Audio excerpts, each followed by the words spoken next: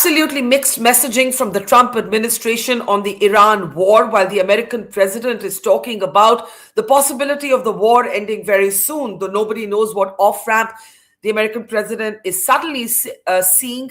Pete Hegseth is talking about hitting Iran the hardest it's ever been hit. What do we make of the messages coming out of Washington? Is Donald Trump losing control of the battle? The narrative? Is Trump losing his nerve? We'll be talking in a moment from now to renowned economist and public intellectual Professor Jeffrey Sachs.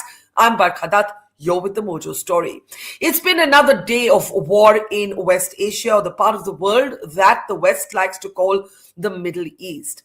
The world is watching in horror as the skies above Tehran and the cities of the Gulf countries, Dubai, Abu Dhabi, the countries of Bahrain, Kuwait, light up with missiles, drones, and rockets.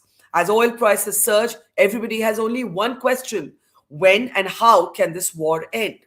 Trump seemed to indicate that it could end, quote unquote, very soon. That turnaround came out of nowhere, or perhaps it came from the fact that the war isn't going the way Trump wanted it to go. Donald Trump clearly underestimated Iran's capacity to fight back. But in the meantime, there are at least two moments in this narrative that have caused a great deal of disquiet and have challenged Trump's narrative of the war. The first is a US missile hitting a girls' school in Iran. And the second, for us here in India, the incident has caused a great deal of disquiet, a decision by a US nuclear submarine to drown an Iranian warship as it headed back after being a guest in India. It was here as part of a naval exercise. So what's going on? Is Trump losing the narrative, his nerve, and the battle? Even here in Mumbai and Bangalore, the effects of the war are being felt as LPG shortages hit cities, restaurants, and hotels in several parts of India. Let me bring in my newsmaker today. Jeffrey Sachs is with us. He's one of the world's foremost economists. He's a professor at Columbia University. He's been an arch critic of Trump, and he's also been an arch critic of this military intervention in Iran. Professor Sachs, what do you make of the fact that Trump is talking about this war ending very soon, all of a sudden, whereas Pete Hegseth is talking about pounding the Iranians like they've never been hit before? What sense do you make of this doublespeak? I don't think Trump is losing the narrative. I don't think he's losing his nerve. I think he's losing his mind. I think the president is just crazy. I think he's mentally unstable. I think he is impulsive. I think he is a malignant narcissist. I'm sorry to go on, but we're not dealing with normalcy here. We're dealing with something that is absolutely abnormal and extraordinarily violent and extraordinarily dangerous. We're also dealing with a gang of the rankest of rank amateurs. Hegseth is obviously a fool. What more can one say? That's the only polite thing I can say. I use other words normally. They violate every standard of behavior, every norm. They kill the side that negotiates with them. They launch attacks in the middle of negotiations. This is a group of gangsters, except I have to say most gangsters behave better than this. Those are very, very strong words. And when you say Trump isn't losing the narrative or the battle, he's actually really losing his mind.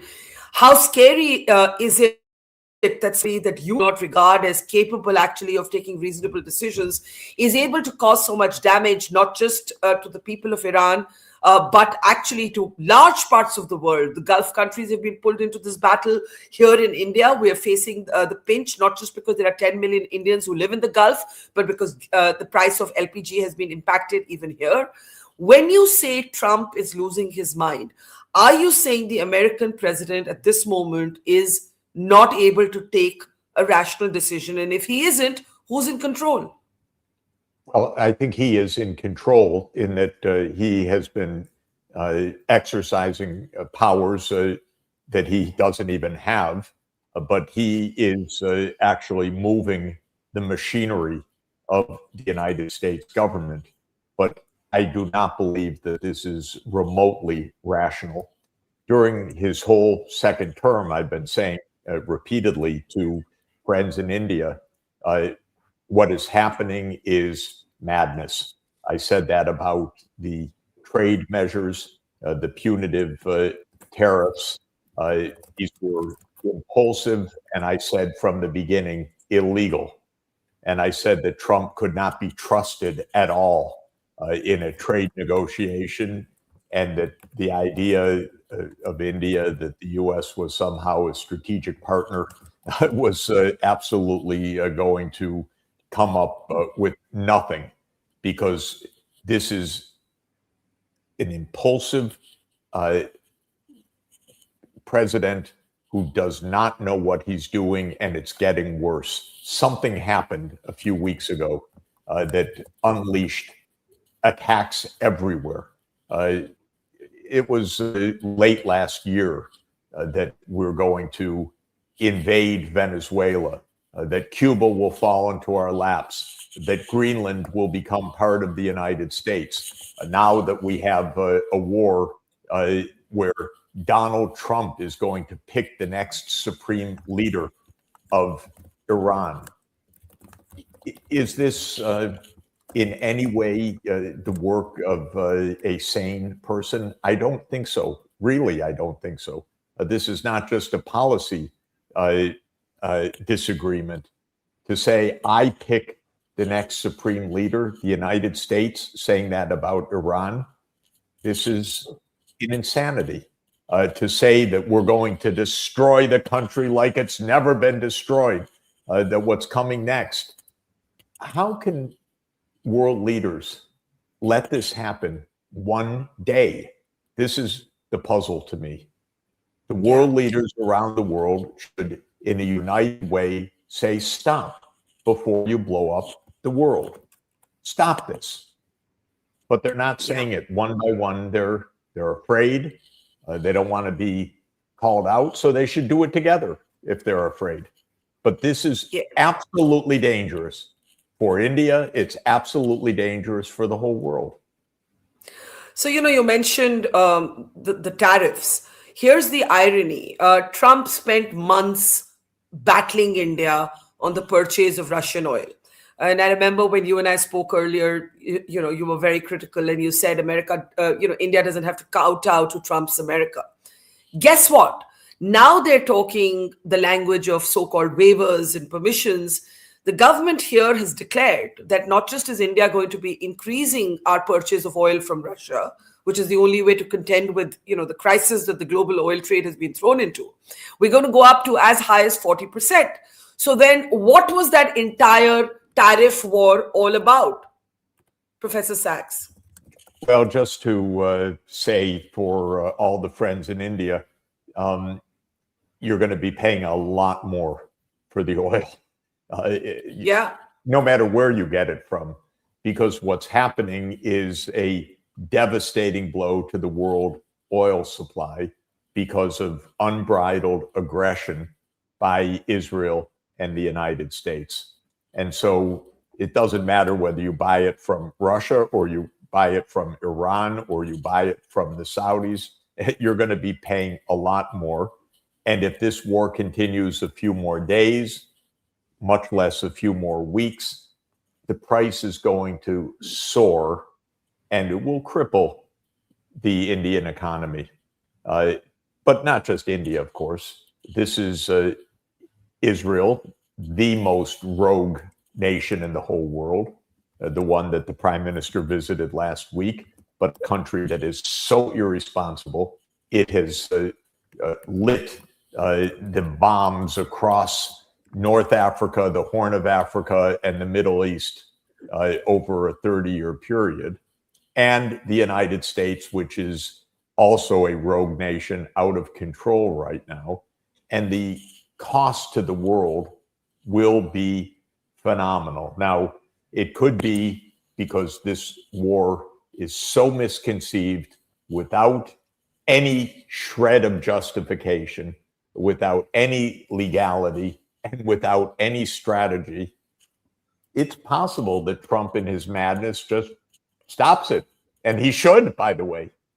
But it's very likely that he won't. And as the war continues, there will be more destruction in the Middle East. There will be more disruptions of the world oil supplies. And every day that goes by that Prime Minister Modi, President Xi, President Putin, President Lula, and others don't speak out clearly that this is an insanity, that it needs to stop, the graver are the dangers to the entire world. Let me ask you this, Professor Sachs. I want to talk about two really disturbing moments. All moments in war are disturbing, but these stand out as militating even against the rules of war. One is the US missile. Enough American reporting has established that it was a US Tomahawk missile that hit a girls' school in Iran. And we've all seen these harrowing images of mass graves out of Iran. Trump tried to blame this on Iran till it was pointed out to him that Iran didn't have a Tomahawk missile. And then he said he'd live with, the findings of whatever investigation that was eventually released. The second for us here in India, and I can tell you that it's, regular citizens are really agitated about this, is what happened to the ship. This was an Iranian ship that was here as a guest of India. The cadets, they were young cadets. It was not an armed ship. It was sailing back after naval exercises. The naval exercises had been reviewed by the president. One ship, by the way, India has offered refuge to. It's docked in Kochi. Another ship has docked with Sri Lanka. But the third ship was unfortunately, and I say unfortunate because this was not a war zone. Our backyard was not something that was a war zone.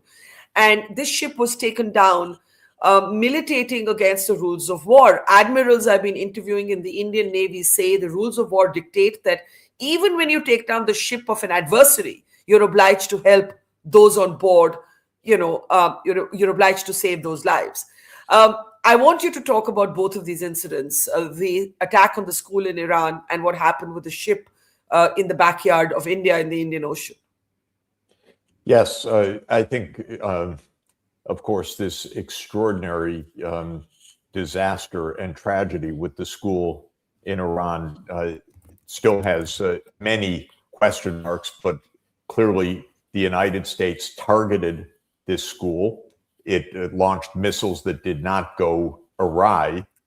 Why this school was targeted, why there were multiple missiles launched at this place is, of course, shocking and a war crime. When President Trump was asked about it, he lied. Then he lied again. Then he lied again. And then he murmured something, well, we'll see. Well, I'll accept whatever is found. The man is despicable. Despicable. Can we understand this? Because we need to in order for the world to be safe. Not my good friend Donald, not how wonderful, it's so good to see you. This is mass murder, and it will stop when it's called out as mass murder. And Trump's instinct is to lie at everything. By the way, I am not a partisan. I was no fan of any of our recent presidents. But we are in a graver danger now than ever. And people need to speak the truth, or we're going to have more schoolgirls killed all over the world by the silence and the complicity of this. It's shocking. And then when it comes to the sinking of this naval vessel, it violates every principle of warfare, American and international. And of course, there wasn't the slightest attempt to save any of the sailors from this, as you point out. A complete violation of American naval law as well as international law. And of course, the ship never should have been sunk in the first place. You've got Hegseth in charge of this. Do you know who this man is? This is a lout that came from Fox Television to run the Pentagon. Yeah. Sorry, this is not normal. It needs to be stopped. We need world leaders to stop this, because we're all going to get blown up if we don't call this for what it is. And we have two rogue nations right now operating together. One wants to dominate the Middle East, the other wants to dominate the world. And both are led by completely unhinged individuals. Malignant narcissists is the clinical expression. And this is very dangerous. But one is a country of 4% of the world population, so not enough to run the world. That's the United States. The other is tiny, 10 million people, creating more havoc worldwide per person than probably any tiny country has in the past. I'm sorry the Prime Minister visited Israel last week, because this is a country that made a genocide in the last couple of years before our eyes. Now it's making a mass war in the Middle East. And it has been agent of war from Libya, Sudan, Somalia, Palestine, Lebanon, Syria, Iraq, Yemen, and now Iran. It's enough. It's enough. So, yeah, it's extremely dangerous. Can I ask you? I completely agree with you that the war is ill thought through. There have been shocking moments in this war. I've already named two, even hitting the fuel depots in Tehran. The people of Tehran waking up to orange and gray skies strikes me as another. These pictures are just extraordinary.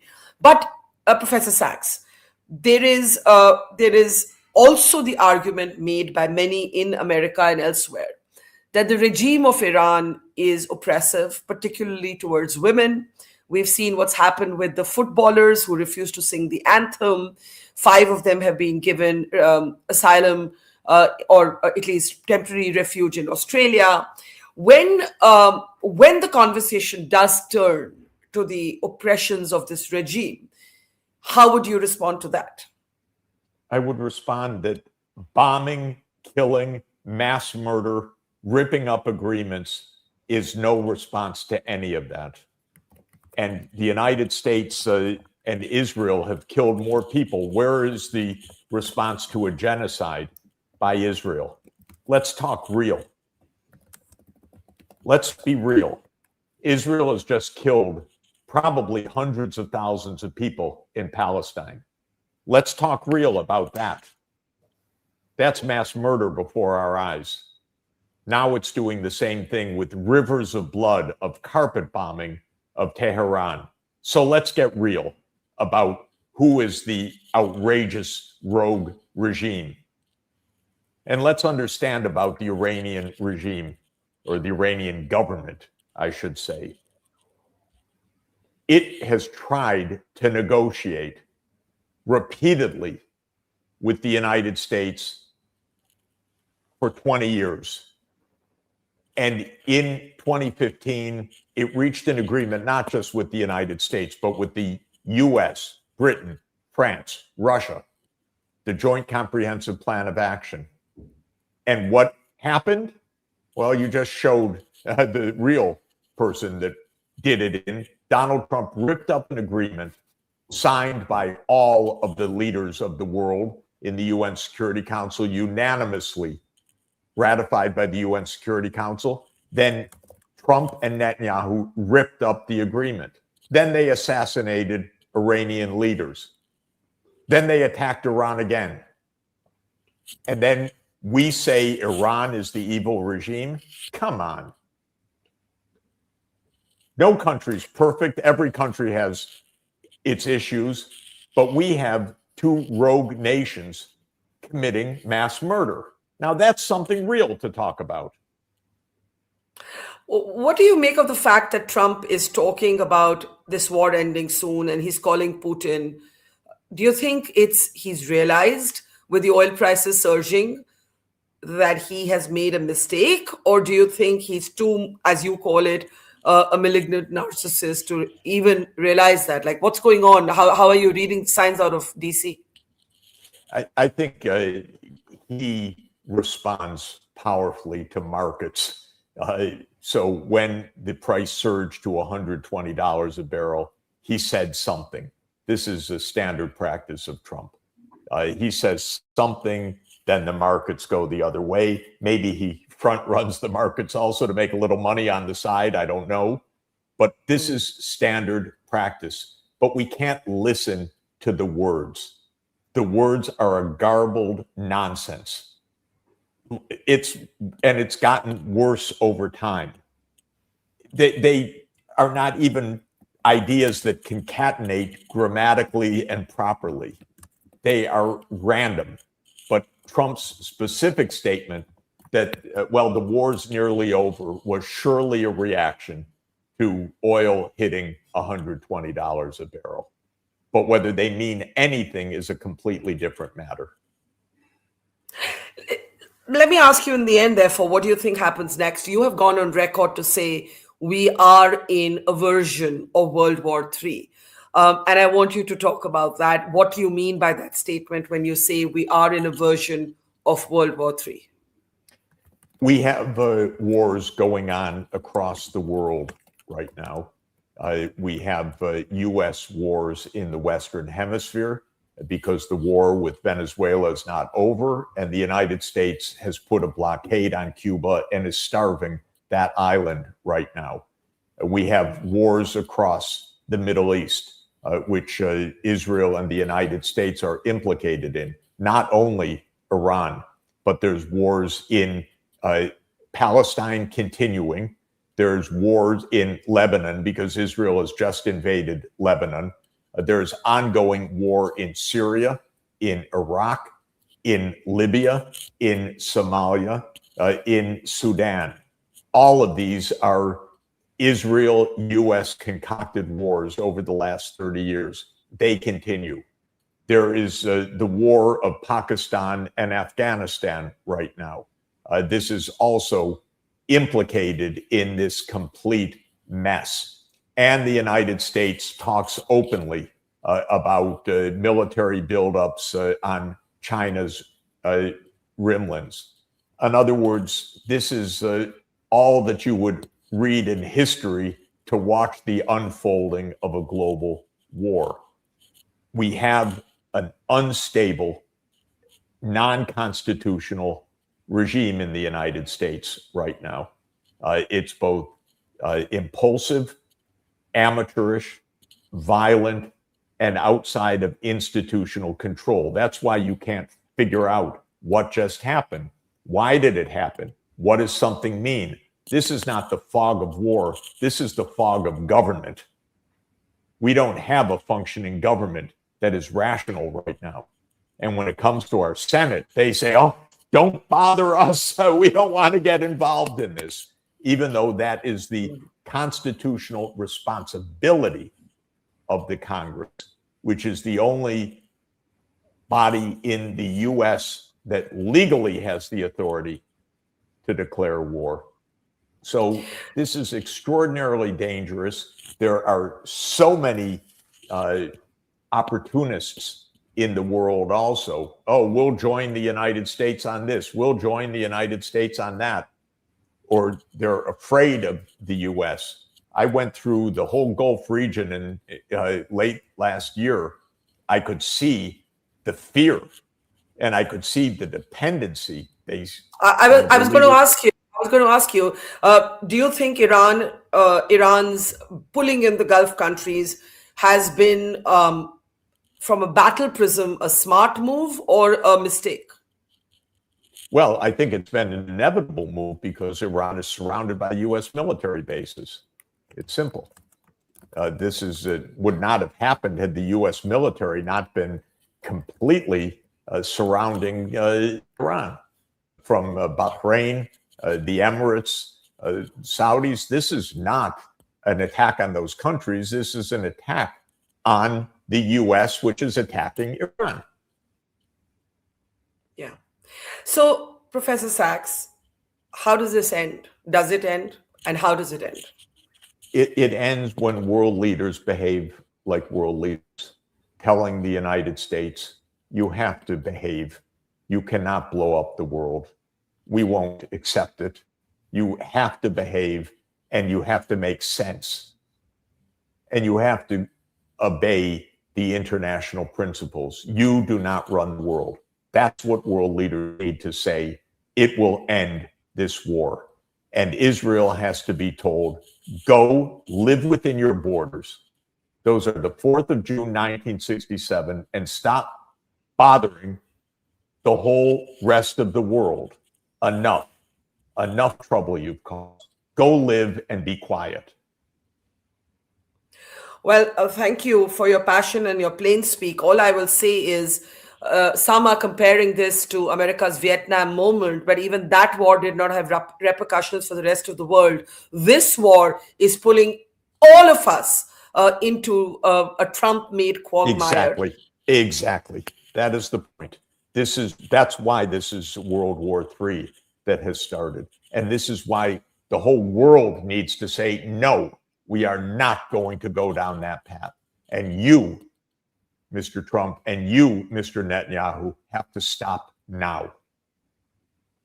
Jeffrey Sachs, it's always a pleasure. Thank you. And I hope the next time we talk, it's not about this war. That's all I can hope. Thank you very much. Take care and see you soon. Bye-bye. It's great to see you here. Thank you for watching our work. If you haven't subscribed yet, don't forget to click the bell icon and subscribe to Mojo Story and support independent, robust journalism.